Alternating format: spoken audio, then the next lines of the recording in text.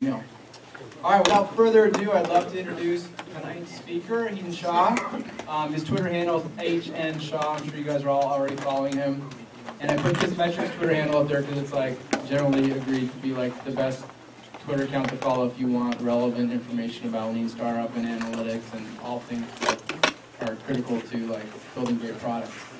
He's the co-founder of Kissmetrics. I'm sure you guys are familiar with that. If you're not, it's like one of the leading analytical products that are out there to give you insights on how people are using your product and help you optimize your business. Before that, he also is a co-founder of Crazy Egg, which was the first company to come up with the awesome heat map UI visualization of how people are clicking on your website. I was trying to how am I going to describe all the things that he's awesome at? So I just grabbed his LinkedIn thing here.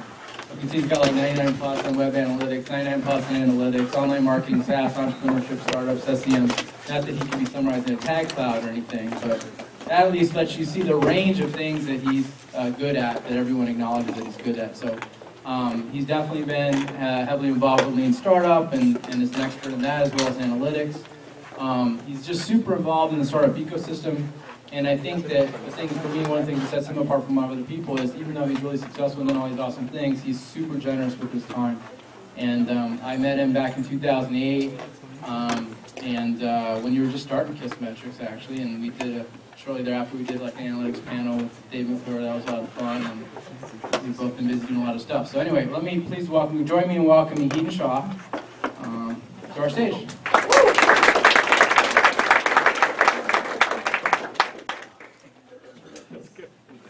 Thank you, Dan.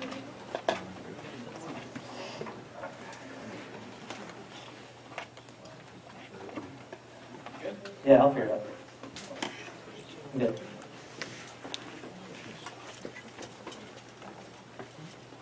All right. First, I got to take a picture. Probably need to fix that. For my 4-year-old son. I'm going to go all the way back here. Yeah, I got all of you. Yeah, all right.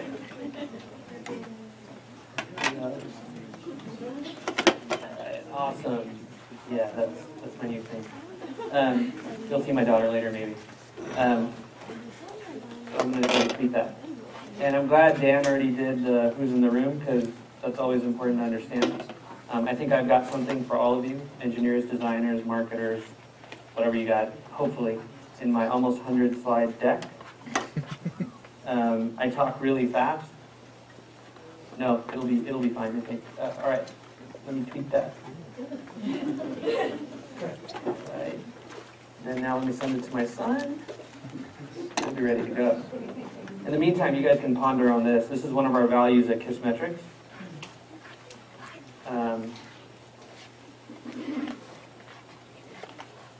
Almost done, promise.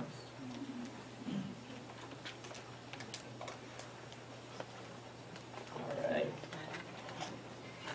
Okay, so I was trying to come up with the topic for the talk because this is a product meetup, and being a product guy, I need things to be kind of perfect sometimes. I'm gonna try to fix that a little bit. And my deck's available, actually, on there. It's kiss.ly/leanprod2014.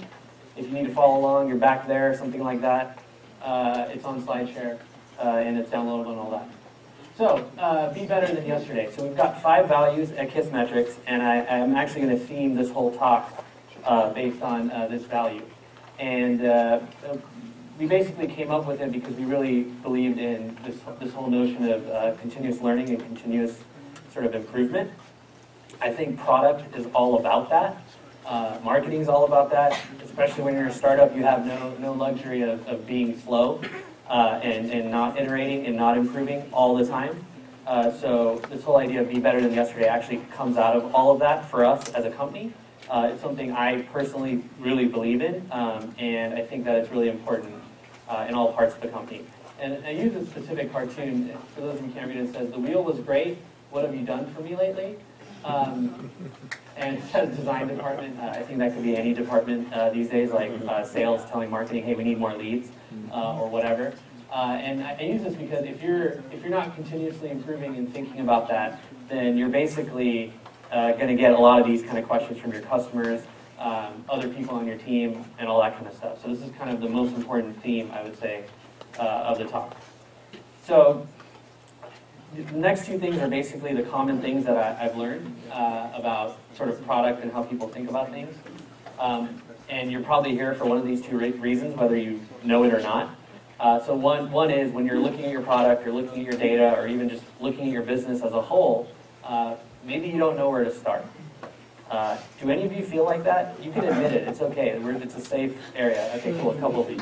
Okay, great. So then you're going to be the next thing I talk about, because there's only two options here. So anybody else want to agree to this before I move on? All right, one more. All right. Anyway, so next is this question about wondering if you're working on the right things. And that's a whole nother category. So I'm just going to assume everyone else is in this category.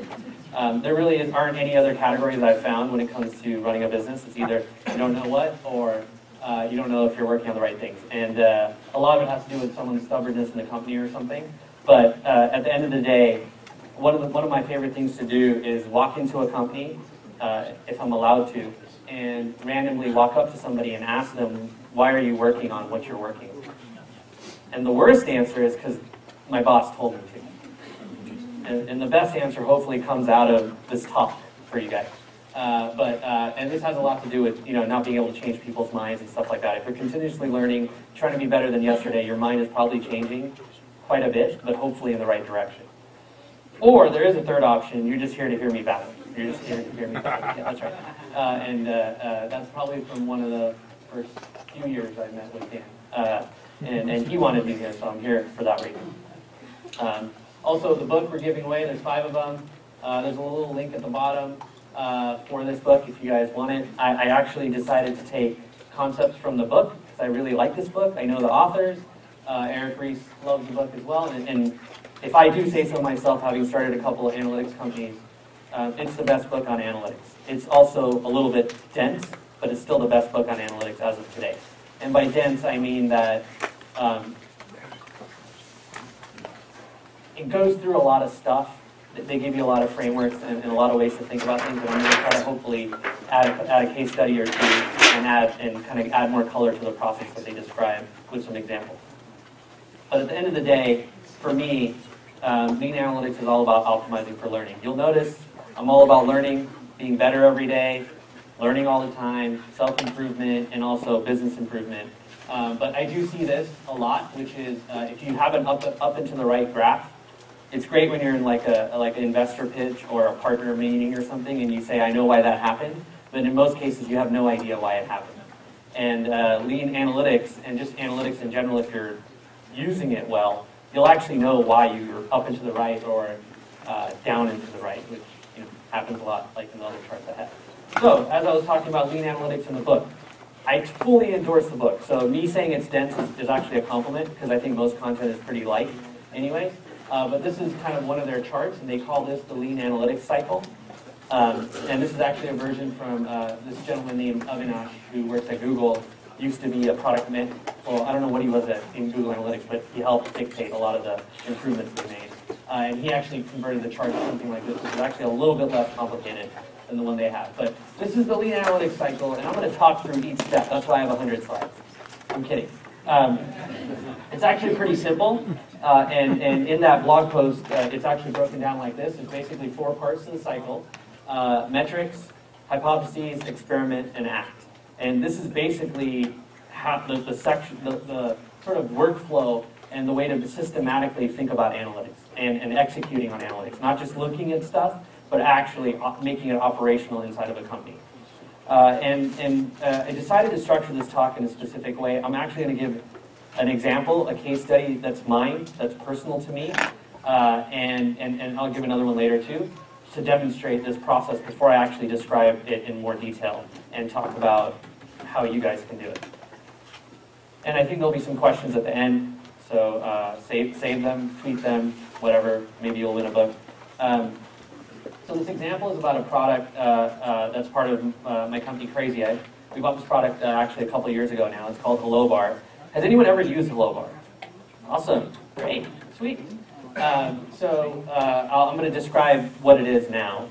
and I'm actually going to go through the flow. So typically, somebody puts hello bar on their site. We currently don't have paid plans on the product that we're building, but there will be paid plans in the future. And there's this little H on the top left of your bar. And what happens is people click on that H. But before I continue, it basically allows you to show a message to your website visitors, get them to give you their email address, point them to a certain place, and even get them to follow you on sort of social networks like follow me or tweet this or whatever it is. So it's just a bar for a message for your website visitors. But that's not the important piece here. So let's say someone visited this blog. It's the Buffer blog. I'm sure many of you have visited it many times. They have a hello bar at the top. Let's say you're just curious. Usually somebody who generally is web savvy will probably click on the H, and then they'll land on our homepage. This homepage converts really well, but that's not what I'm going to talk about. Just to give you a tidbit on that, we've gotten this up to about a 25% URL entry rate. So you're basically asked to put in your URL. I don't like the color of it. I don't like how sparse it is personally, but it converts better than anything else. So that's why it's like it. And it works. Like nobody's confused by it. They know what to do, by the way. So it's not like it's confusing for most people. So you put in a URL. In this case, I actually put in kissmetrics.com. Sometimes your site will come in the background. Also, just to let you know, we're changing this whole flow up completely, but for this talk, this flow is very relevant. And then you pick your goal. Like I said, you can drive traffic, collect email, or connect and share with your audience. And the next thing is basically put in a goal URL. This actually is a little confusing on the usability testing, but that's why it's got a lot of these things. Actually, it was confusing. It's actually a lot better. In fact, we write right there, don't worry, you can always change this later. That was based on some user testing, actually, that the folks at Tradecraft helped us do and come up with that test. I know there's people in the room from Tradecraft. Next, and these are all the steps. So the next step is you get to like customize it, add your copy, pick a color, maybe some advanced settings. After that, you're asked to put in your email address and pick a password. We do ask for the password twice. I don't know why. Someone designed it like that. This is not a point of conversion issue, so we never fixed it. And then next up is this screen, which is actually the screen I'm going to talk about a lot more in a second. And this is the screen where you get to install your code. So the value of this product is that you actually put it on your site. And this is really a key conversion point for us. If you don't install it, you don't get any value, we don't get any value. There's no connection made. You don't get gratified by the product except you created this funny little thing for your website, but you never installed it. And this is why this is a very important screen for us. And then after that, there's just this little lazy loading screen to help you understand that, hey, it worked. This is what's about to happen next. And then this is the dashboard of the products. Again, these flows are all going to change, but they've been there for a while, and the case study is basically about that. I'll go through these in more detail, but the first section is metrics, which help you figure out what to improve. So if you have those questions that I said before around not knowing what to work on, not knowing why you're working on what you're working on, and things like that, metrics are a good start. One thing I really like to do is look at a funnel and turn it into a spreadsheet. Whether this is exported from whatever tool you're using, hopefully Kissmetrics or something else, you guys might not be able to see the detail, but I'll talk through it. So basically, I have our key funnel that I just went through. There's a couple steps missing because these are just the key points. So the points I have are people visit the home page, what percentage enter in. This is an old funnel, the one I just showed you, except the home page. The home page is different at this time. Then they create their first bar, then they complete registration, and they install. And what I have in the rows, the totals are just the number of people that went through all those steps, just like in any funnel. The bottom row is actually the percentage of visitors, which is mostly what you would see if you're looking at a conversion funnel in some tool. But the two middle ones are some of the calculations that I like to do. So the first one is percentage of the previous step. So it's basically saying what percentage of the people came from the previous step into this step. And so you're just dividing by the previous step. And so you have 12.4% for the homepage entry, 38.33 for the created first bar, 96% for completed registration. That's 96%. So basically what it means is if you create your first bar, you're basically going to register. And that's why we don't work on that 2 password field stuff. Nobody cares. And you can come up with all the assumptions of why that works, but essentially this is for your website. You're highly motivated at that point to put registration in. I had no idea it was going to work this well, but we don't touch this step because it just works so well. And that 3.91% leakage is not a big deal. So by doing this like this, you can basically understand things like that. And then the install rate is, the next step is 57.85% of people who register end up installing. And then we have the percentage drop off in the next column, which is just 1 minus the percentage from the previous step, just in case you need that very clear for you. And I find this valuable even if I can do the math myself. So basically what you'll notice here is the largest, so here you can just basically stack rank it and order it based on the highest percentage, right? And if you were working on deeper funnels and stuff like that, you can easily make a decision on what to improve when you look at this. If you look at this though, you'll see that there's an 87% drop off on the homepage entry. There's a 61% sort of drop off on the created first bar, and then there's a 42% on the install. Now, this was a very early funnel, so we just built something and then started measuring it. We didn't have to do any research or anything like that when we built this originally because we wanted to get it out pretty fast. And what we realized is that we could work on the 87% or the 61%. But the thing with this product is the first hypothesis we had was that we need people to install it to get more traffic so more people install it. It's like a vicious cycle that we want to create. So we actually decided to work on the install rate first because we thought it was pretty low. So basically 2.64% of visitors install basically the bar. And because of the way that the funnel works where we don't ask for the email till later on, it actually is not so bad in terms of how many people who actually put in their email end up installing. At the same, and that's basically 57%, but we thought we could get it higher. So that was just a sort of a business decision we made. We basically decided if we can't get more people to install the hello bar, we won't get more people to come to the site and install the hello bar. So we wanted to work on that. And we basically, with this test that I'm going to talk about, full stack from beginning to end, we achieved a 40% increase, and it was the first test we did. And you'll see later, most of your tests don't win, but this one did, and it was because of this process that I guess they're calling the lean analytics cycle. And so this was the original install screen. I'll go back to the new one. It was just basically, hey, just put your script on. And this was the one that had that sort of 2.6% conversion rate. So we needed to make an educated guess about how to improve it. Otherwise, like, we're just going to make stuff up. And so what we did, and this is something that I haven't seen many companies do, that's why I wanted to use this example. So what we did is we wanted to find out why people don't install Hello Bar. If you guys remember, people are putting it in their email, and there's about 44% that don't install after they put in their email. So what we did is we took just last 2 or 3 weeks of people and sent them this email. I'm going to read it off because you probably can't see it. The subject was, please tell us why you didn't install Hello Bar. And then the body is, you created a Hello Bar but didn't install it. Please click one of the options below to tell us why you didn't install Hello Bar. You'll notice there's a lot of repetition about install. There's probably some framing I would do if I were to do it again. It says, please tell us why you didn't install Hello Bar. I'd probably say, please tell us why you haven't installed Hello Bar yet, and things like that. Again, learning, improving, just because this doesn't feel right now that I've read it like this.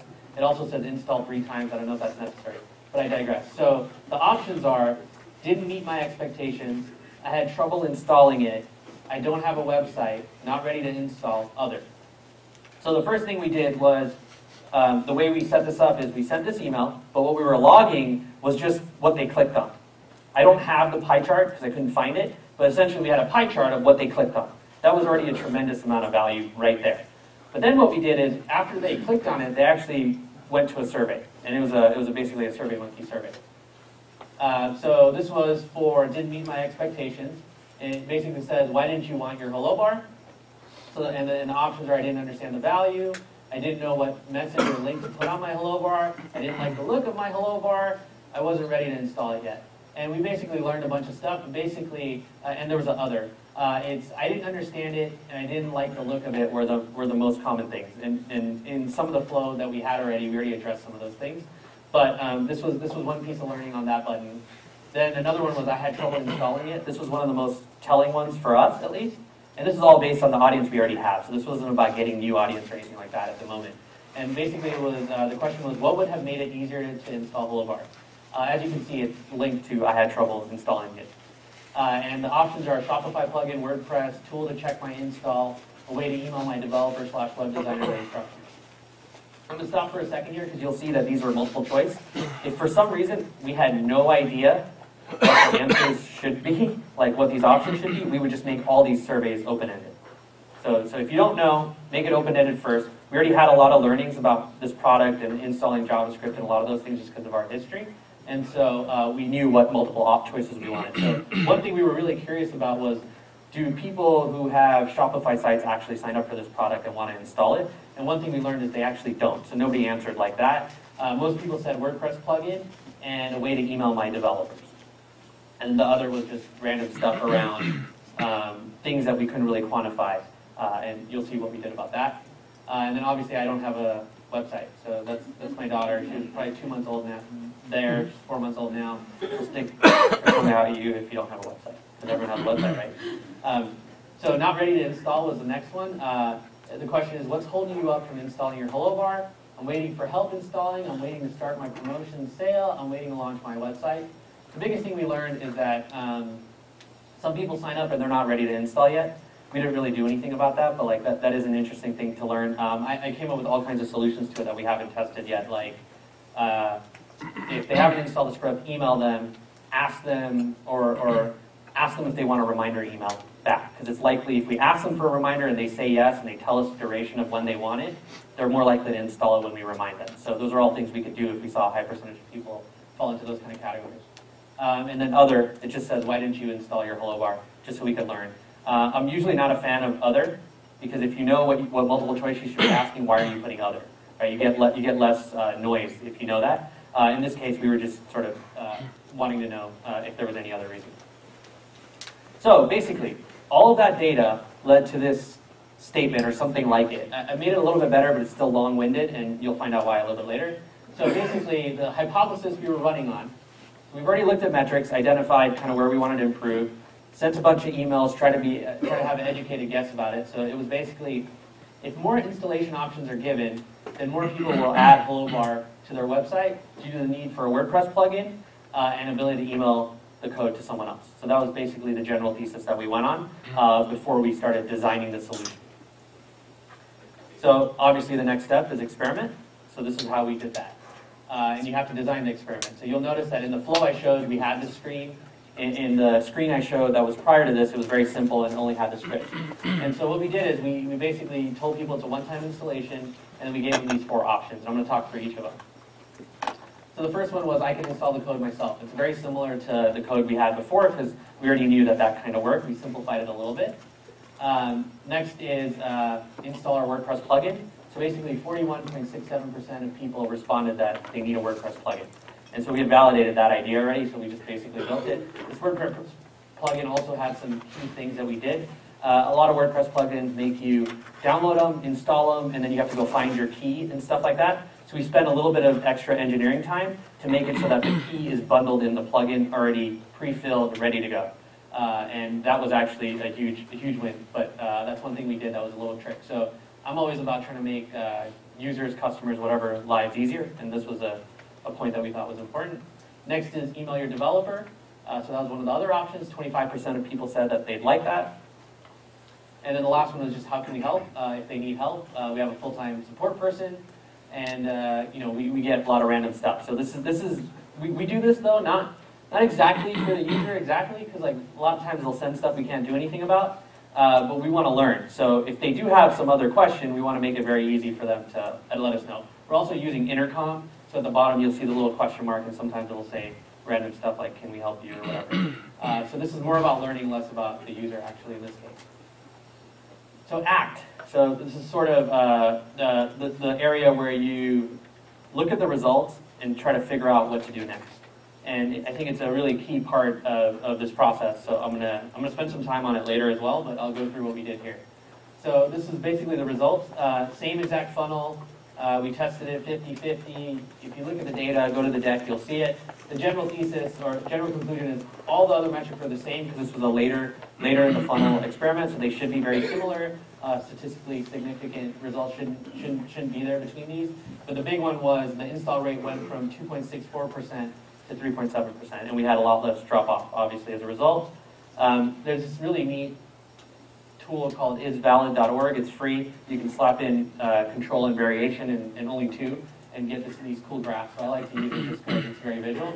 But basically proves improvement was 40%, significance was 100%. So it was a huge win. First test, very educated test. And I don't often see someone having really big wins on first test. The difference here was we just did a lot of homework up front, and our educated guess was very good. And that's the only difference. Every other thing I've seen where you're just guessing and making stuff up, you just have lower chances of success. So this is, again, why I really like this process and I wanted to talk about it. And it's also a product improvement. So a lot of times when you go out there and look on the blogs and stuff, they're talking about A/B tests they ran for marketing, all you marketers in here, but product engineering development, people don't necessarily blog about those kind of, or talk about those kind of tests. So this one was a product test. It required engineering, required design, and things like that, not just marketing.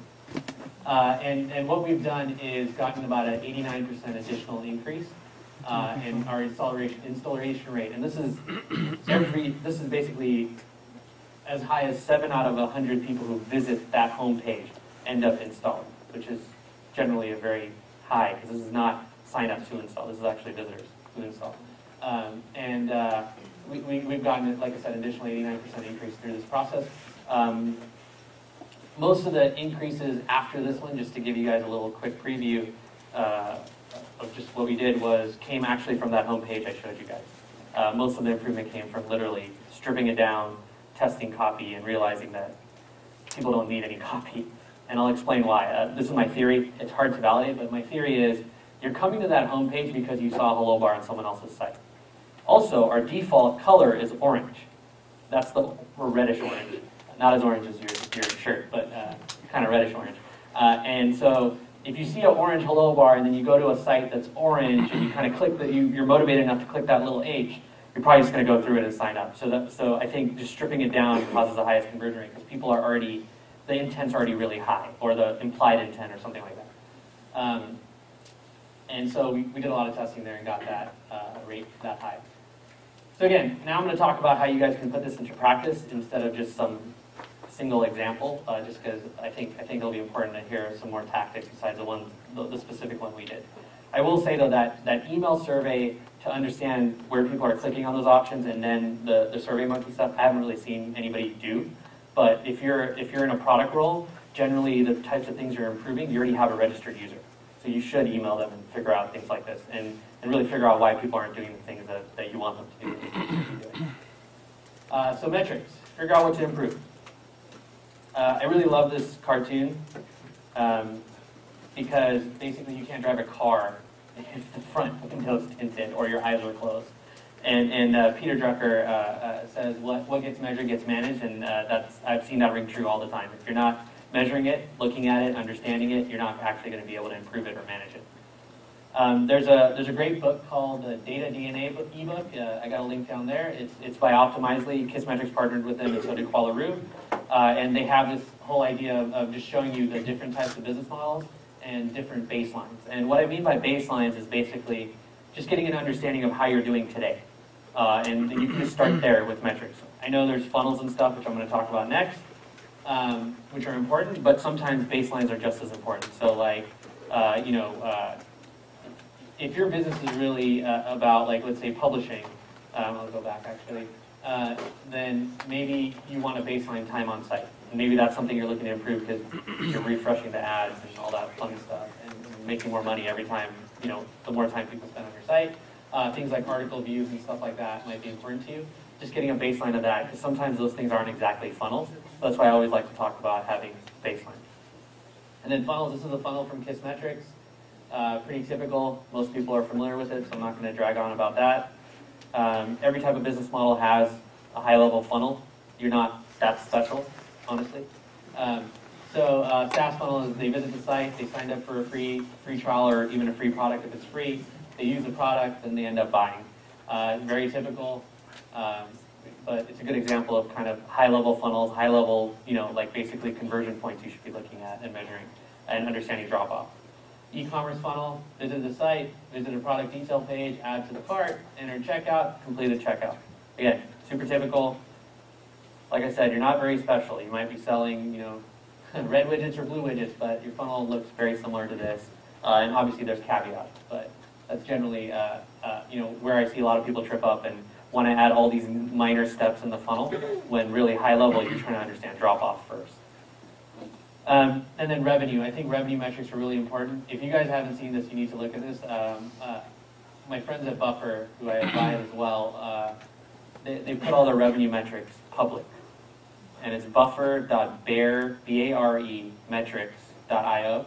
I got a link down there, but revenue metrics are great to understand baselines of revenue, because sometimes you might just see that your churn's going up really high, and you need to do something about it, and you go try to do something about it. So that's another type of metric, or category of metric that I really like to look at. And then I've already probably worked with depth with spreadsheets, so I still love putting it in a spreadsheet and looking at it like this, because the current tools, including ours, don't do this for you, but I think it's a really valuable view when you start prioritizing what you should be working on next. Hypothesis. So this is my favorite part because I love guessing, but educated guesses are better. This is the best quote I could find. I'm going to read it off because I think it really explains this whole section. Basically, it says, a solid test hypothesis is an informed solution to a real problem, not an arbitrary guess. The more research and data you have to base your hypothesis on, the better it will be. And I think I gave a really solid example of that, and how our test worked, and it worked in a significant way for us.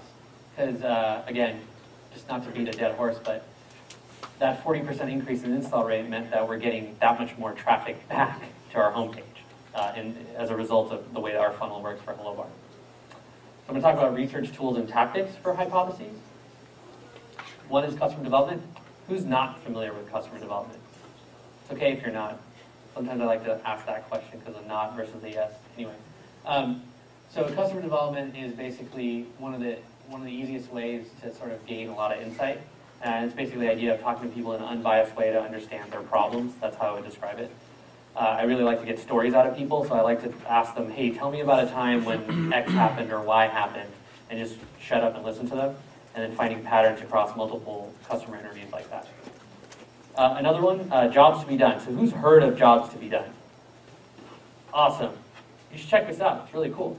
But basically, this cartoon talks about how I have a headache, work's been demanding, I got a parking ticket, Prozac, Prozac, Prozac. So the whole idea of jobs to be done is that people are hiring your product to do a job. And it's not any other way, including consumer products. Maybe they're just trying to be entertained or something. But at the end of the day, you're hiring a product to do a job. The whole jobs to be done model is a little bit more emerging. It's a little bit newer in startup land. It's really much bigger in the enterprise world. But there's a great milkshake video about what people hire a milkshake to do, and a whole study on it that actually describes it really well. So I would definitely look into that. But it's one of my favorite new tactics in terms of just trying to inform your hypotheses. So for example, I should go through the example a little bit later. Usability testing, user testing. Of course, you should use it. I'm not going to talk about it more.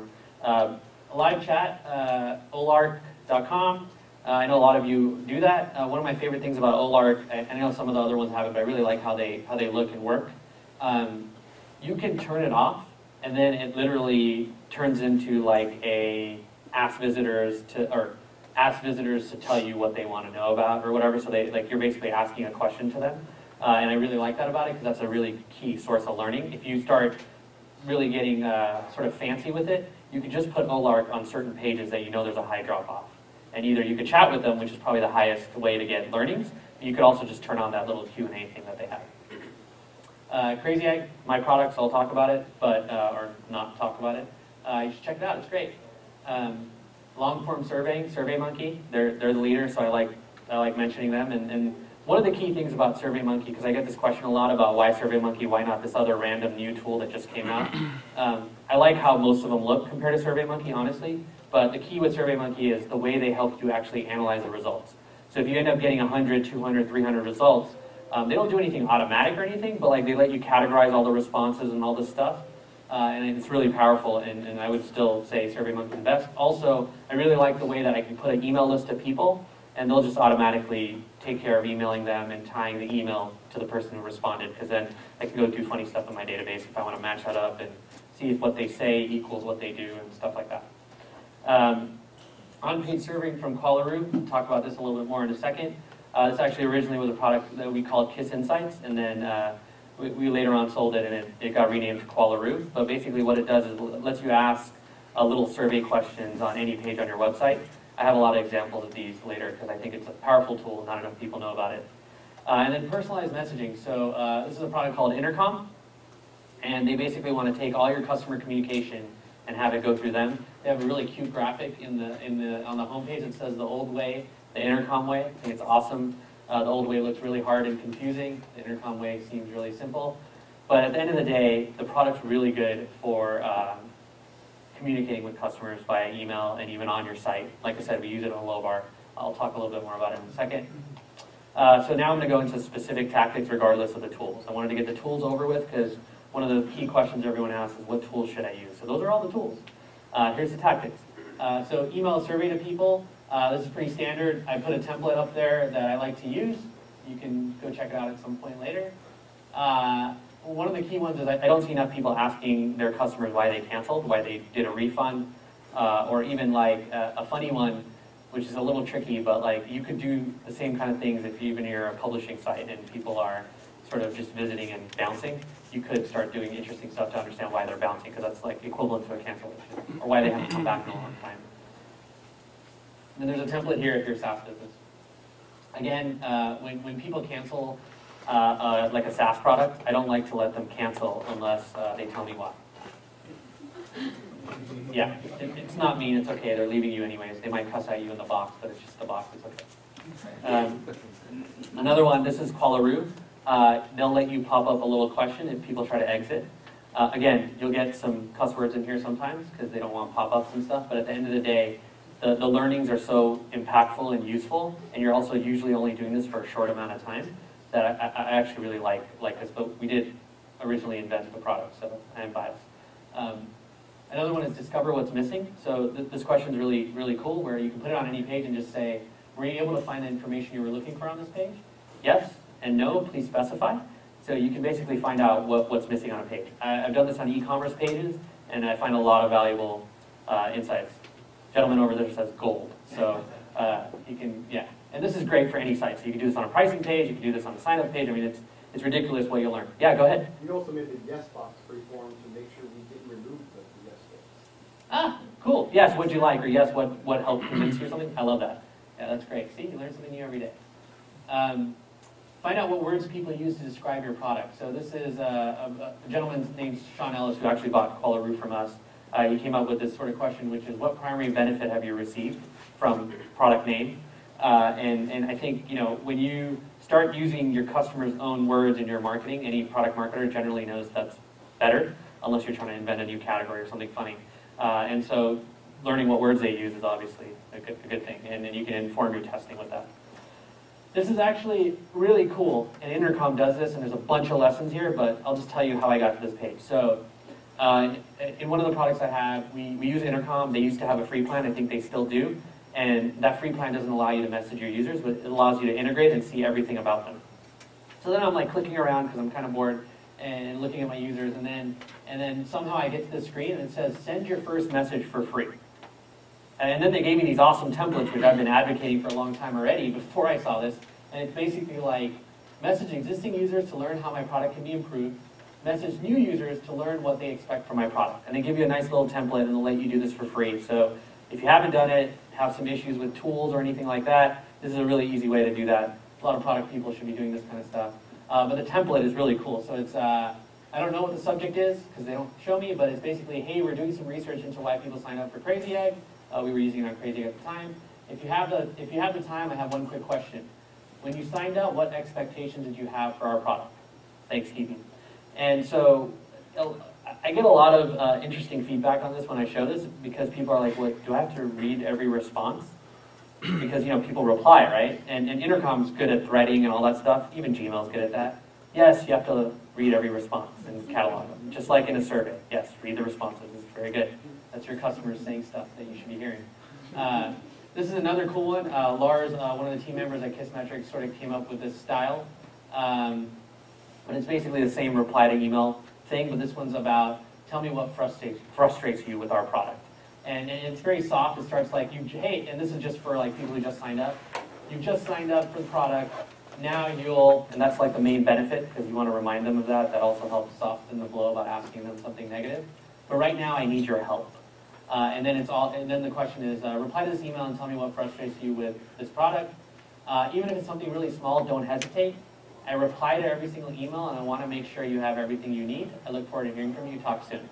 If someone just signed up, you probably want to engage them anyways, but this is a great way to engage them and try to understand at top of funnel anything that they're getting stuck on. So if you send this within 24 hours or after about 24 to 48 hours, you get a lot of key insights.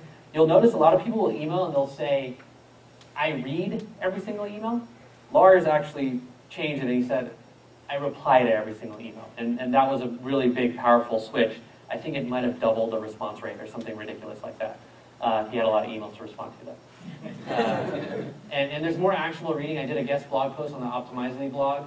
It's a link in the deck. You can find the deck and get to it, or go to the Optimizely blog. But I go through a lot of these tools and get a little more detailed about kind of what you can ask. And then this is last.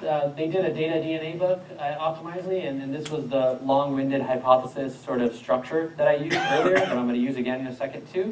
But it's basically that's basically the variable. So for us, if it was that installation screen, then what's your predicted outcome, and then the rationale due to. And I really do like this format. I think the hypothesis becomes long-winded. I used to use shorter ones previously, but this is really powerful because it encompasses everything. If you need to share it within the company or even in a presentation like this, it's just really easy to understand and get everyone sort of on the same page, which is actually really important and probably a whole other talk about getting everyone on the same page. So the last part is experiment, test your guess. I know I was threatening about this, but basically, out of everything I know, everybody I've talked to, generally only 1 out of 5 tests win, and you know, this just sucks. That means 4 out of 5 tests cost you money, especially when you're doing product development and engineers are working on it and things like that. Sometimes marketing experiments require engineering too. I'll give you an example of one in a second. So I know what will double the win rate, and it's basically going through this whole learning process and being very deliberate about it, and not just making stuff up and running experiments where you're just completely guessing and it's not educated. This is another framework. It's about answering a bunch of key questions for each experiment. I like to share this in the next thing because in a lot of organizations you need a lot of buy-in, there's a lot of opinions and all that kind of stuff, so this is a way to just get everyone on the same page and make sure everyone's heard and all their opinions are sort of in the box. There's a whole theory of hippos, which is the highest paid person in the room or something like that, but in startups generally you can get past this faster. Larger companies it's a little bit trickier. So these key questions are great. It's a lady named Michelle Sun, and I have the link at the bottom. But these are basically the questions, and it allows you to create a document for every experiment. And documentation on experiments is also important. I really like what we learned at the end, because then you can sort of create a catalog. Someone new joins, or someone has some random idea, you can point to a test where you've already done it. This is another one. It's called the PI method, and it's about prioritizing your experiments. So let's say you did a bunch of you found your opportunity, you did a bunch of learning and came up with some hypothesis or a set of them, then you've obviously got experiments you can run. So if you have a bunch of them, and usually this happens when there's a lot of opinions, like I said, you can basically prioritize them by potential, importance, ease. I think ease is probably the most important column in my opinion, because I'd rather get a test running now than wait a week or two, any day. I can fight that battle any day, but that's what I prefer. And then you get like a PI score, because everyone likes scores. It's really a cool model, and it really can help you sort of, again, get your whole team in line and get everyone's ideas there and really assess something. And this is really a pet peeve of mine, but I like sharing it. I've shared this before, but don't copy best practices blind. And there's so much content out there and so many things that this is a big one. So I'll give you an example of this one, but I mean for anything, not just this example.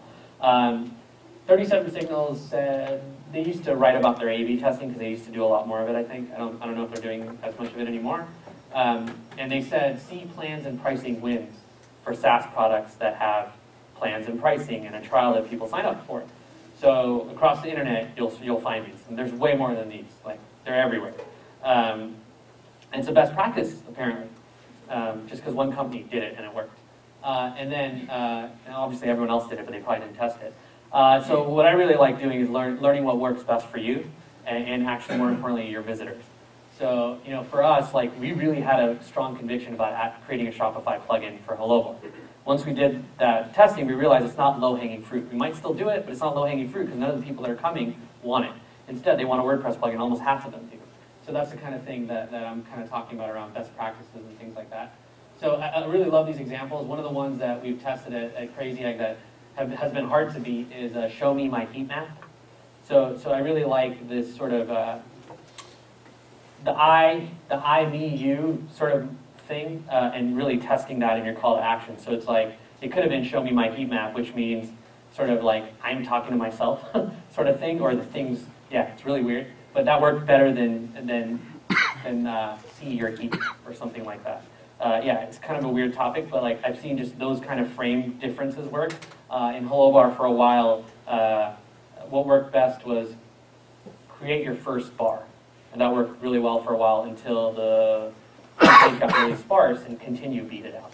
Because they need to continue, right? So this is actually the last section, not the experiment. I forgot.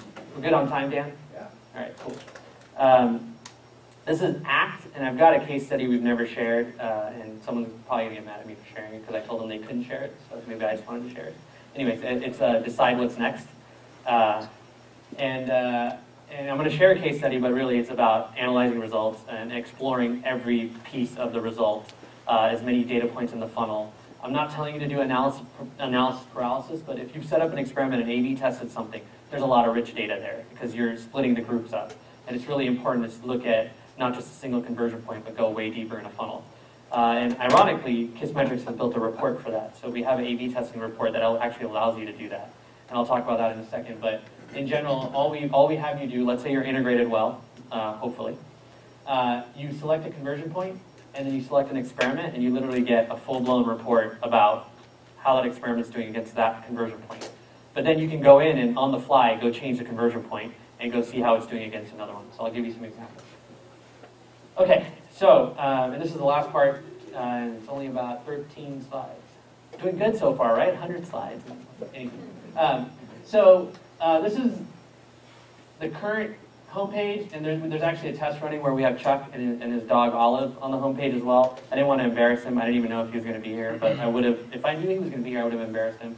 But he's on the homepage. You can keep refreshing it, clear your cookies until you see it. I think it's still being tested. So it's got him and Olive, and I can tell you why it's not performing that well, but I won't get into it. It's something to do with Chuck and the dog. Anyway, no. But I'm kidding. It's basically, and this is just a learning that I wanted to share, but this gentleman is a stock gentleman, but he looks like the Mac guy, right? Like that's actually why I like him. But anyways, he's looking at the button, and Chuck's not looking at the button, and I think that's why it's not working. That's my informed hypothesis, not educated. But anyways, so we're going to start testing more facing the button, obviously, in the message. Anyway, so this is the Kissmetrics homepage. Again, it's sparse. You can see a pattern in a lot of the stuff I work on. I like to just get people to do that one thing because I think we're in a world where nobody has any time or attention or anything like that, and they just want to keep going and get it done fast, and the attention span's low. So a while ago, we started testing headlines, and this was with way more complicated homepages with lots more crap, like most SaaS sites, most SaaS homepages. And what we learned is that this headline, which still makes me cringe, wins over anything else we've ever tested, which is Google Analytics tells you what's happening, Kissmetrics tells you who's doing. And it's because we're a person-based analytics tool. Google Analytics can't tell you who did it. They just can't. It's not technically possible. They won't show you pictures of your customers. They won't do any of that. They won't even track it right, but I'm not going to get into that because, you know. Anyway, so here we let them log in with Google, and this is what the current thing looks like. I'm going to talk about a little bit about how we got there and use that as an example to show you kind of how our A/B testing report works. So we obviously know that people love Google Analytics. We surveyed over 1,000 people, and it has product market fit. This is Sean Ellis's product market fit question, where if 40% or more of people say they'd be very disappointed if your product no longer existed, you have product market fit. 70% of people say that they'd be very disappointed if Google Analytics no longer existed. So it has product market fit. It was hard, but that's one of the reasons we decided to stick with that headline. That's also another data point beyond that headline being the winning conversion. We keep trying. It just wins. And it's because everyone that visits the Kissmetrics homepage or even the Kissmetrics blog, I'd say 99% of people use Google Analytics already. And we're I would say we're very complementary to them because there's a whole bunch of stuff they do that we don't, and a bunch of stuff that we do that they don't and probably never will. At the same time, everybody uses them, and they're a free product, and they basically built a lot of the market for SMB analytics. So those are all the reasonings, and also we don't care. If it works well, we'll figure out how to embrace it, hug it, and do something great with it. So that's what we did here. But we went even further than the headline, and that's kind of what you saw, but I'm going to talk about this experiment. So our hypothesis for this, which is a little bit in hindsight because it wasn't this scripted, but it's basically if people authenticate with Google, then more people will sign up due to their existing familiarity with Google Analytics and alignment with our winning headline. So this was the reasoning. Being a founder, I wanted to do this test for like a year. I didn't really use this statement. I just did whatever I could to try to convince people, and then eventually they got convinced because adding authentication to the way that our user tables worked and all that, it wasn't just a simple thing, as a lot of you in product know, and he's nodding his head, so he understands this. And so it required resources, and that's what I'm saying. This is a marketing test technically, but it required a lot of engineering work, and it wasn't like hackable. And so yeah, it got done, but here's what happened. So this was the control. It looks, GitHub's homepage kind of looks like this, but it's basically start your free 14-day trial. It has that statement that works, and it asks for your email, your name, your email, and your password. And it was working. People were signing up. And this is the test variation. You'll notice it's different than the previous one. I'll tell you why. It's green. It was the fastest thing we could do. One of the reasons is we actually had a design like this that wasn't like this. It had like form fields and stuff like that. And what I mean by like this is like we just took that and tweaked it because we wanted to do it somewhat fast once we knew we had the functionality. And it's a little weird because there's a green and a blue and all that, but I digress. I'll talk about that too. And so we tested the control, which again is this, and then the variation, which is this. And I think 40% is like our thing or something, but this was a 42.94% increase in signups. And so we got a lot more signups as a result of this experiment by actually allowing people to log in with Google instead of putting their name, email, and password. So this was just for signups. Then we looked at, okay, even in Kissmetrics, you have to install a JavaScript. So receive data is another sort of metric that we track. And we looked at that, and that was not statistically significant. It was about 86% certainty, but there was a 13% improvement in that according to this experiment. So the point was that we didn't just look at the signups and say, okay, we also looked at received data and even like conversion to customers and all that, because there's a chance that it's a lot lower down the funnel, the conversion points. And if that's the case, then we don't want to get blindsided. So let's say, for example, the received data was a lot less in this version, and even if it wasn't statistically significant, that means that people aren't on the path to being successful at using the product. So we probably would have made a call and tried to tweak something on the top to make that better. But we didn't have to do that in this case because all the metrics were basically up. So we made that the new control, and this was actually, this test that I'm going to show was turned around in like half a day to a day. And so basically we had this as a control, which was the winning one with the, sign up with your Google account and all this stuff, and it was green and all that. And since we're doubling down on Google Analytics, this is the Google Analytics homepage as of recently, but it was a little different before, but very similar. And then that's like just their analytics view. And so we got even more inspired by it, just because, might as well hug them.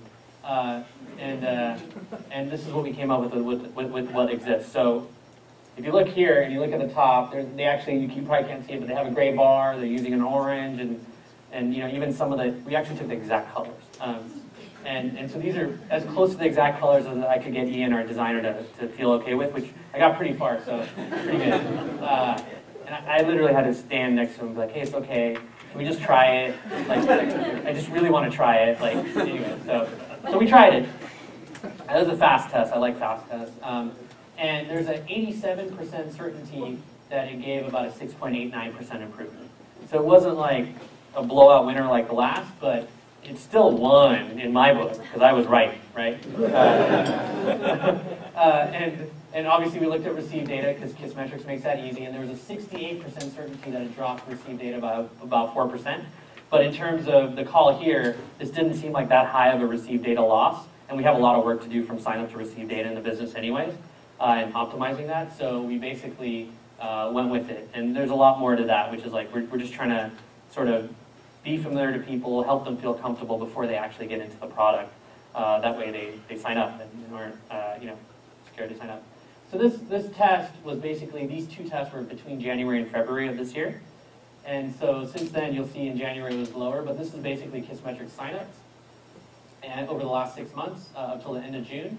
And the previous 6 months, because of primarily these two tests and a few others, we've had a 150% increase in the number of leads we get every month. So the number of people that sign up for a free trial, which is pretty ridiculous even for us, who we tend to get a lot of traffic on our blog and stuff, but we weren't really converting it as well as we'd hoped to, and this definitely won. And I think it actually dramatically changed the business once we actually figured out how to get that done. But if we had done it when I said we should have done it. So just quick recap. Metrics, figure out what to improve. Hypotheses, make an educated guess. Otherwise, what I like to say about that is we can pick a hypothesis or we can just go with my opinion because I'm going to be right. But yeah, educated guesses are better. Having evidence of even something in your gut that you feel is right is obviously better than not. So, these days, every time someone says something, I try to really figure out, is that an assumption? Is that a hypothesis? Or do they actually are they making an informed statement, right? And then I just try to break that down. I think it's hard to talk to someone like that, but generally I try to identify that in my head when someone says something. Almost anything, not just with testing and stuff. And then experiment is basically test your guess. Already went over that. And then act, decide what's next, which was you should use our A/B testing report because it is the best. We use a lot of these processes and other things to do that and discover kind of what people really needed out of it. And I had to say that because my team's here. So, but nobody in sales is here. Damn it. I like helping people. If you need anything from me, you think I can help you, email me and my Twitter account, and then the slides are also available. And that's my favorite quote. And there's time for questions, Dan? Or? Yeah. Sweet. Go ahead, Ken. We got mics. Yeah. Wireless mic because we're recording this. Ken, off the box here. So, quick question. Just maybe using the hello bar as an example. How do you know when you're at diminishing returns in terms of your experimentation and going off and trying to optimize something else? Yeah. Good point. Okay, two theories. One, I would personally never stop top of funnel testing, just like you would never stop trying to acquire new visitors or new customers. And this is a little bit more of a modern approach, I would call it, because a lot of people move on. And the reason I would never stop top of funnel testing is because the more people you get into your funnel at the top, the more experiments you can run faster, and the number of them. Even though you should be running experiments for a week and stuff I didn't get into, but because you have variability around the weekend. So that's the first answer, which is if you're not doing top of funnel testing and you have enough volume to be running a test a week, then you should be running a test a week. If you're not running a test a week, then I don't know what you're doing. So I would recommend that no matter what. So even if it's something little. So for me, I was talking to one of my friends about this, and he basically said, this is one of the founders of Buffer, and he's like, oh, so you don't want to drop the baton in your testing. You always want to make sure there's a test running, even if it's some dumb test. And I highly recommend that in places where it's easy to test. And then the longer answer would be, when you start seeing diminishing returns, let's say you start seeing too many 4, 5, 6, 7% improvements, you either decide to try something more drastic, which is what I tend to go for. For example, you strip the whole page with no copy, like we did with Hello Bar, because we basically hit that point where I couldn't improve it. So we said, what if we just did nothing? Just took everything out, not nothing, but made it look like nothing.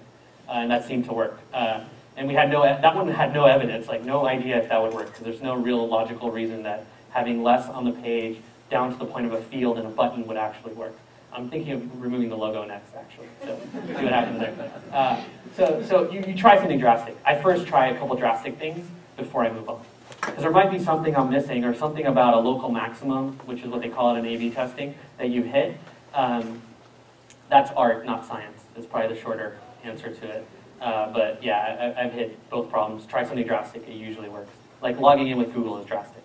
And the truth is we couldn't get any other thing to go higher than about 6, 7% gains, and we couldn't make them stick because they weren't significant. And we have a data scientist in our company who wouldn't let us make it go, make it the control or make it win, because he's like, it's not going to win long term, blah, blah, blah. He's right. So, yeah. Yeah. I have a couple questions, but I should probably stick to one. I can talk fast. Well, I'll ask the most important one, and if we have time for the second one. Great. So I think you mentioned you had a link to like a spreadsheet, and you would track the results of your experiment. I didn't have a link to it. I just make it manually. Okay, Yeah. but you use a spreadsheet though to track the results of experiments? Oh, results of experiments. Like, just to plan experiments. track Oh, what the happened, Pi all thing. that. Yeah, the Pi thing. Yeah, we use Confluence, our wiki software, and we've just created a template for the testing there. Okay, And we do that for a lot of so things. it's just kind of a wiki.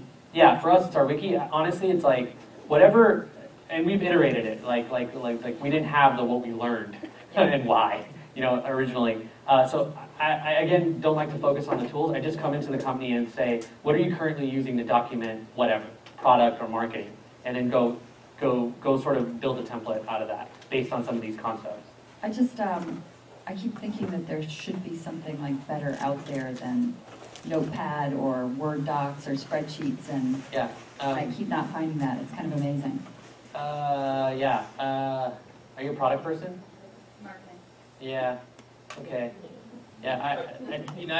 I just want to get it done. There's Maybe he has one. actually 2 speakers ago, we had Stephen Cohn from Validately here. So it's a new startup, so it hasn't been around a whole lot of time, but his goal is to do exactly what he just says, like all these different tools you're using, this wiki here, this spreadsheet here, this there, is to try to tie it all in one place so you can kind of, as you run these experiments, capture it. So, like I said, it's called Validately.com.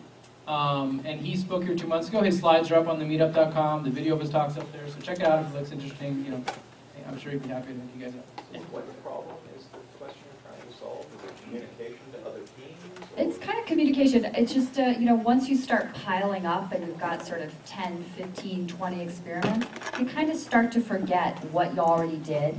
And especially if you've got some turnover in your team or you bring in consultants, then like each person who comes in has to start from scratch versus maybe if there was a place where things were organized more easily, people could just look over history and say, here's what we've learned so far. If you don't have someone who is, has his thumb on all the experiments and can remember what's happened, then it just starts to pile up. Especially if you're, running dozens of experiments, like you might be as a marketing, as you're doing with like search marketing, for example, you're running dozens and dozens of experiments, and you just start to lose the thread. That's all. That's it. Yeah, I think it's a valid problem. What I've realized about some of those things is it really depends on how the company works. And so even if someone built a tool, it's very difficult to get every company to adopt it. It's like project management. There's a reason there's so many bug trackers. There's a reason there's so many. So maybe I'm cynical about this. I don't think it's worth solving that problem, to be honest. And I would just work with the organization you have and figure out what's the best way to do it there. I've tried, and I've even thought about building these things in wireframe crap, and I stay away from it. Because there's certain markets where like it's just project management. I don't even know. Yeah. Anyways, we've even built some stuff at Kissmetrics internally like that. So anybody else got any questions? Yeah, go for it. You want to go for your second one? I can do my other one. With your experiment that you did with the Google login. Yeah. So how did you, because the page was very different and the design was completely different as well as having the Google login, how did you feel confident that your lift came from the login versus the design change of the page? Yeah, 2 things. One, we've tested lots of design changes previously. Like I've had a slide before where I show 16 different homepage designs we've tested. And we never could find a winner. Like it was all not that, so we knew it would be the login. So that's one. Number 2, by checking our downstream metrics, we verified that we're not impacting those in a negative way. So a lot of times what someone sees in the front, like if it's a long form site versus a really short site, will impact what happens downstream. So that's how you check it. So that was our way of validating that it wasn't anything else, it was a login. At the same time, I'm probably a lot more get it done, do it faster than like our data scientists or maybe even you and how you think about it. But for me, like there was just too much evidence that we had to try something drastically different, and that's why we did it like that instead of trying to just incorporate it into the existing design. Part of it was also, if you look at that existing design, it's actually not that engaging and insightful or useful, but it was winning at the time. And so we decided to do something completely different. Yeah, all the way in the back. You can yell. Other than the companies that you mentioned that you work with directly or the tools, which companies do you feel do this type of testing to the perfect degree? So the question is, which companies do I think do this testing to the perfect degree? So inspired by the gentleman that asked the follow-up question, why are you asking? What's the problem you're trying to solve? Right now I'm looking for good precedents. So are you looking for examples to get buy-in inside your company? Are you looking for examples to do it yourself? Or what do you? I'd say both in both cases. Yeah, so I would say that I actually really like how this lean analytics cycle is broken out into the different categories. So if I did like an hour of research on each of the categories, I can find you amazing articles in each of them. But finding someone that holistically does it completely, I think that's very rare.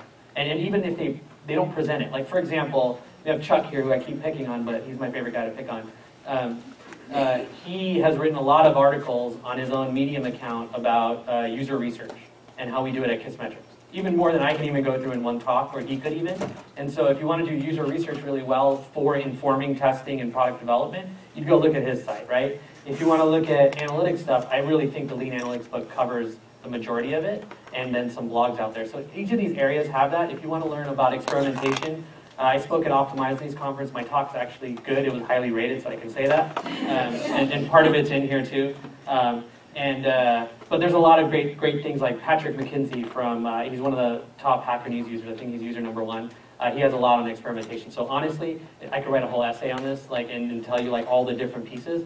But it's very rare to see someone do it full stack.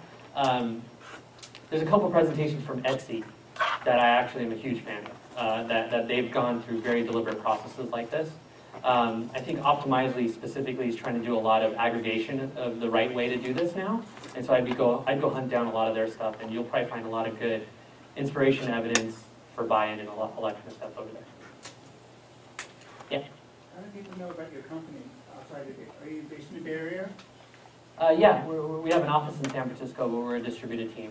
Now, how do people know about your company outside of the Bay Area? Yeah, so our blog gets about 700,000 uniques a month. So we have a lot of reach, and it's international. Yeah. I'm just curious, it sounds like a really great culture at Kissmetrics about how you test and experiment. I was wondering if that was always the case. Was it always that easy, or were there bumps along the way, or when you first started many years ago, was it hard to inculcate this culture of experimentation and testing? Yeah, we're just trying to be better than yesterday. So, like, honestly, it still sucks. As long as I can wake up the next day and say, as a company, did we learn something? Or personally, did we learn something? I'm good. And in the beginning, honestly, some things were easier. Like, I could have got that authentication test done in like 3 days. It took literally a year to get it done, but we had a lot of other priorities when it was probably a really important thing to do. It's my own fault. But I think the short answer is nobody's perfect, and you'll never be perfect if you try to be. And so that's why we have that value. It's probably one of my favorite values, although I flip-flop depending on what's going on in the company. But as long as we're better than yesterday, I'm happy. And if I see a place where we're not, then I try to figure out why and try to get better. And so I've never seen a company do this well, to be honest. I think it's a great time to be working on products, especially, I'd say on the web. Mobile's a whole different beast that I don't want to talk about. But on the web, there's so many tools. Like, for example, if Optimizely didn't exist, a lot of the testing a lot of people did wouldn't be as easily possible, right? If things like Kissmetrics didn't exist, you wouldn't be able to analyze the data as easily. You'd be having developers wasting time writing queries and stuff like that, which you might still be doing, right? So I think we're in a good place, but it's not like something where it's completely mature and it's like an assembly line in any company that I've ever seen.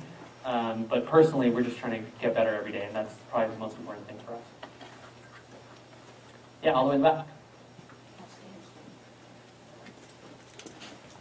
You mentioned the company's international, and I was wondering if you've done any testing across geographic sources of traffic, and would the results be different?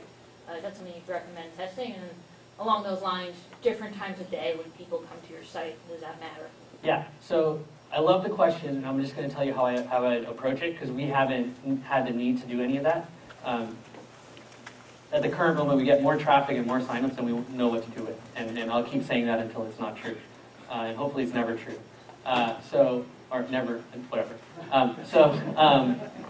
To answer your question, if someone posed that question to me, like let's say another entrepreneur or somebody in my company, I would first go look at the existing data. So I'd go segment traffic by geo. I'd go segment conversion rate by geo. Conversion rate by time of day or day of week. Now, first, I would argue with that person and say, why is this important, right? Do we get a lot of this traffic? So that first, little data point would help you answer that. The second piece is there any data that shows we need to go optimize for a certain geo or something like that, or is our business just geographically, just international in such a way where it's relevant for us to go optimize for a single geo or a set of geos? So for me, that kind of sort of question or that kind of thought leads to so many more questions that I'd want to understand before I made any kind of moves. Because it's really easy, it's relatively easy to go analyze information, a lot harder to go execute on something and then execute on the wrong thing. So I'd want evidence that it made sense for us to work on that. Yeah. There you go. Your authentication experiment, I'm curious if Kissmetrics didn't get something like 700,000 uniques, like you said, to the blog, and I imagine you're getting a fair amount of warm leads to your homepage. If you're a brand new startup, do you think it would have been as effective, or because it's so stripped down? Yes. Yes. Okay. Is it just because it's such a simple call to action? So your assumption about qualified traffic is wrong. So I'll start there. We get a lot of unqualified traffic because of the blog. And we're not necessarily educating them into analytics and all that, because honestly, that statement is the easiest way to describe what we do, but you still don't get it, right? So we have a lot of work to do there. So in our specific case, if I were, a startup, and honestly, I want to tell you no, because I don't really want anyone to do that. But my belief today is that it's a simple reduction of friction for people, right? They don't have to put in an email. They don't have to choose a password. They don't even have to put in their name. And so if they just hit a couple buttons, they're just hitting a couple buttons. I call it click, click, awesome. So it's just a way. So to me, the simpleness of it, all that, I love that. It's reducing friction, and that's what's more important to me than anything else. And I've seen this work across lower volume, newer brand, all that. I'd say what that branding gets us though is mind share, and people who even use our product, stop using it, they end up coming back or reading our blog and stuff like that. So it's a more branding sort of reach thing, and less they know what we're all about. They don't know. We're in a crowded market, and that's the truth. So this is actually one reason we have our blog, and I'm thankful for it, because that helps us stay relevant.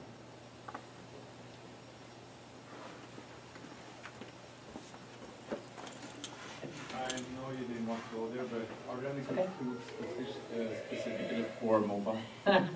Last I checked, there's 15 to 20 mobile A/B testing tools.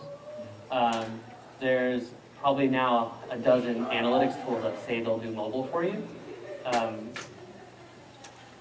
then there's Apple, who doesn't like you doing anything, right? So the best stuff I've seen is people figuring out when they basically figure out what's a tool that makes their engineering team happy and buy that tool. That's the biggest thing I've seen. At the same time, I don't think that all the tools are trying, I think, too hard, and even Optimizely has it, to be a WYSIWYG. When at some point you get too crazy with that, Apple will reject you, right? And iOS is still what you usually develop for. So my advice there is do a lot more upfront user research and get good at that over worrying about A/B testing as a tool. Would it be maybe a good idea to work more mobile HTML sites in the beginning of a product life cycle? Yeah, so that's a great question. Reminds me of some tricks. So I think doing even just a mobile web version for user testing and stuff like that, and even for deployment, if you can pull it off, that's great. But if you have a game, it won't work, right? So that's the caveat. And again, I've talked to people about this all the time, so I'm going to list all the caveats because I get them all the time. But to me, even if it was a game, I'd go try to build it in the mobile web just because, the iterative nature of that, the ability to test. Another thing I've seen people do is, there's actually, I was going to put a slide in, but it's too many slides. One of my friends, a company called Kicksend, they do photo sharing and stuff. Basically, you sign up, you pick your photos, and you get them mailed to you, hard copies, or someone you love or whatever. They literally did a 45-day sprint on Android and I call it a sprint, but it's a 45-day, nobody gets to sleep, 7 days a week iteration cycle on Android, just for the checkout flow. I don't remember the exact numbers, but that made their business even remotely possible. Because in the beginning, it was like a pathetic, I mean, you're asking people for their credit card, because, you know, Apple hasn't released their fingerprint crap and all that yet, so around that. But, so they did a sprint on Android. They used what they learned on Android, pushed it on iOS, it worked instantly, basically. And for them, that's probably the most effective thing I've seen, which is you test on Android because you can iterate really fast. They were literally throwing out a test every 2 or 3 days. Throw out a test, learn, throw out a test, learn. And part of it is their behavior patterns are very static across days, so they could do that. They don't have to wait a week. Or they thought they didn't, and it worked. So my advice to you on that is simply like, you're gonna have to do that. But this is like a founder, a small team, and he can have people work that hard. And so it would take another company, I think, double or triple the time, even on Android, just because they were iterating like crazy. I mean, I looked at the app, and I'd start asking questions about this decision or that, because it just didn't feel right to me.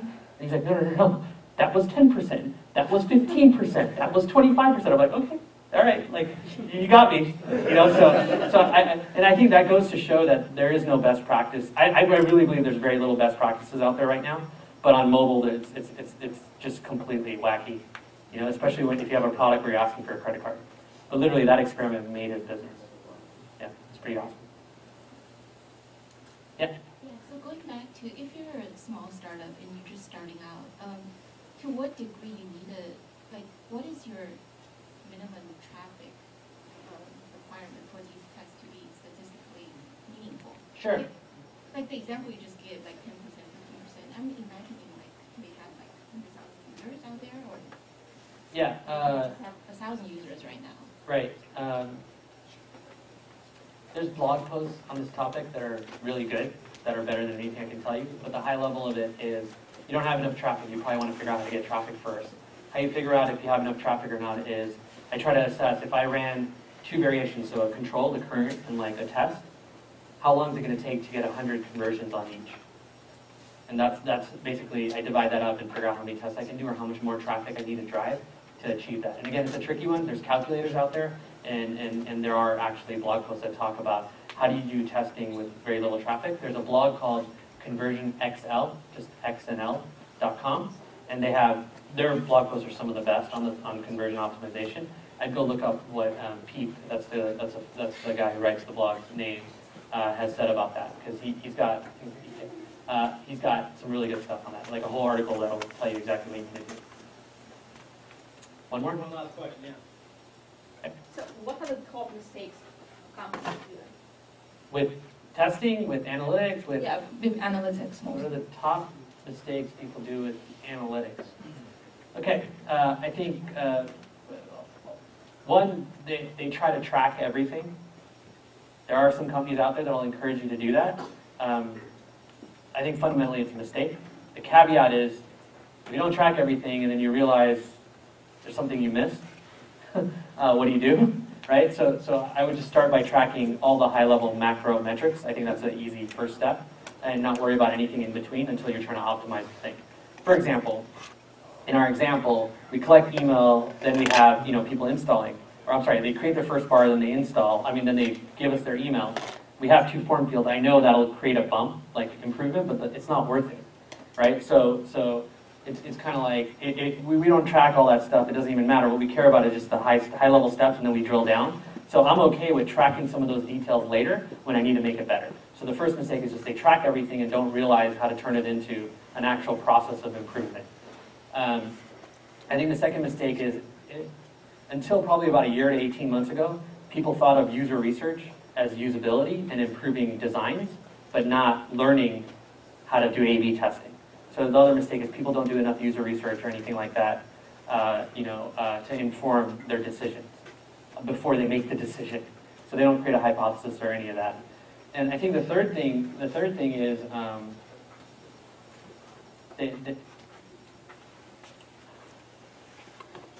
people just tend to want to do analytics as a checkbox and say we're doing analytics or we bought this tool. And this is partly because nobody gets fired for buying Omniture, just like they used to buy IBM back in the day, and a lot of things like that. So people do analytics just because it's a checkbox and we should have analytics on our site. but they aren't really thinking about why do we need the analytics, what are we going to do with it. In fact, it's interesting, and I think what I recommend to somebody, and this is partly deliberate to get them to think right, is they come to me and they say, I'm a startup, what analytics tool should I use? And what I usually tell them is, you have some developers, and you have engineers, and you have a database. And it's likely that early on, a lot of the stuff you need is in a database. And so if you're worried, it's in your database, actually. So if you're worried, if you go spend time instrumenting an analytics tool and go try to figure it out, you're probably wasting time compared to just writing some queries in your database or asking a developer to do that, just to start understanding things. So I actually recommend people get in that habit, and I obviously tell them to install Google Analytics because I love it so much. But the idea is that if they have something for free and it's Google Analytics, and then they're looking at their own database, they'll start getting an idea of how to think about what they should be tracking and why. And I think that's a lot more important. So generally, I tend to tell early stage startups not to use the tool unless someone on the team has a lot of experience with the tool. And the queries and building out your own dashboards are important. In everything I've built, we have our own dashboards too. Cool. Awesome. Well, let's give Hiten a big round of applause.